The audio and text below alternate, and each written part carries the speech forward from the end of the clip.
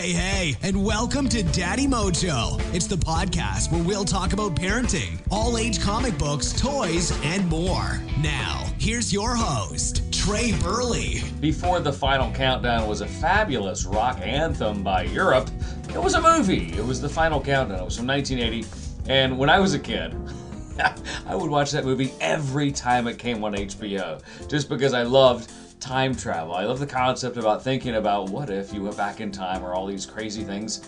Point is, kids love time travel.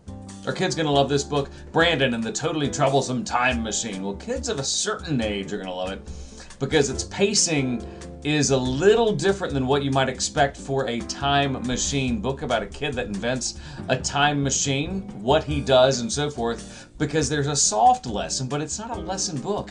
This is not a let's not go back in time and kill Hitler kind of thing. This is much simpler, where Brandon just goes back in time to study for a test. And yeah, he makes some other mistakes. He makes some Brandon clones, and it doesn't go well for him in the end. But this is not really a message book again. This is more of a fun, silly book that will get kids, specifically boys, learning to love to read. And that's kind of the point of illustrated books, isn't it? Because illustrated books like Brandon and the Totally Troublesome Time Machine, it's an illustrated book that's going to be geared for those middle elementary schools. I'm just going to say grades 3 through 5. And you 6th graders, you lower middle school kids, you'll be cool with it too, because you like thinking about time travel. And this is a fun, silly book.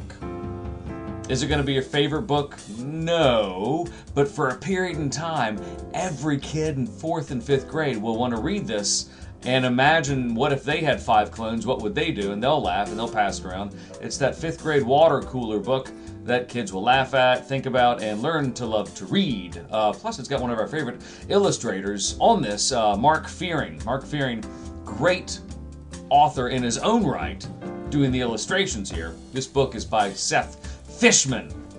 It's fabulous. I'm going to say if you're in 2nd through 5th grade, get it in your library, and you'll laugh, you'll think about time travel, and maybe invent something to go back in time and correct our wrongs. Who knows? It's Brandon and the Totally Time Machine.